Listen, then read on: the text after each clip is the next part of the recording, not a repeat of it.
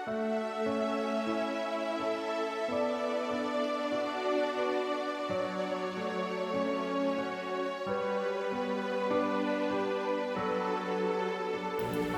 dakilang manggagamot. 2 Korinto, Kapitulo 1, talata 3 hanggang 10.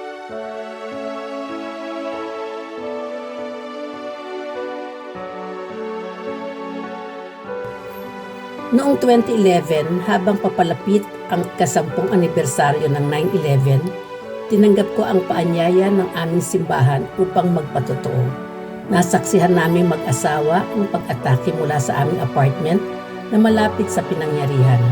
Inilikas kami at hindi nakabalik sa aming tahanan sa loob ng 1 linggo matapos ang pagguho ng Twin Towers. Ang pinakamasakit sa lahat, isang malapit naming kaibigan ang hindi nakalabas mula sa North Tower. Nagkaroon ako ng matinding post-traumatic stress disorder pagkatapos ng pangyayari. Ngunit sa tulong ng Diyos, ang karanasang ito ang nagtulak sa akin sa bagong direksyon ng buhay. Naniwala akong ang aking patotoo ay makapagtuturo sa mga tao kay Kristo. Bawat anibersaryo ng isang mapait na alaala ay maaaring muling magdala ng sakit, pabago-bagong damdamin at pagbabago sa kilos. Habang papalapit ang anibersaryo, lalo akong tinalo ng pagkabalisa. Ako'y palaging umiiyak, natutulog ng mas mahaba kaysa karaniwan, at tila ba ako'y nababalot ng kadiliman. Nagawa ko pa rin magbahagi ng aking patotoo, ngunit matapos yun ay hindi na ako bumalik sa kongregasyon para sa natitirang bahagi ng serbisyo.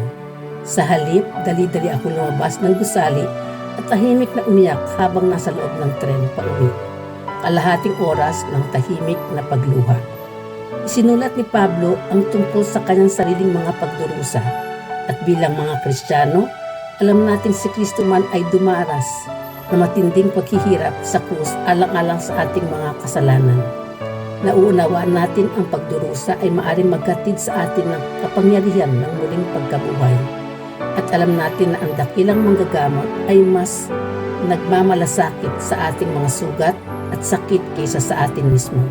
Sa gitna ng mga pagsubok, maasahan natin ang kanyang mga pangako. Tayo'y manalangin. Mahal naming Diyos, salamat po sa pagyakap sa amin sa panahon ng pagdurusa. Alawin mo kami at bigyan ng katiyakan ng iyong lakas. Amen.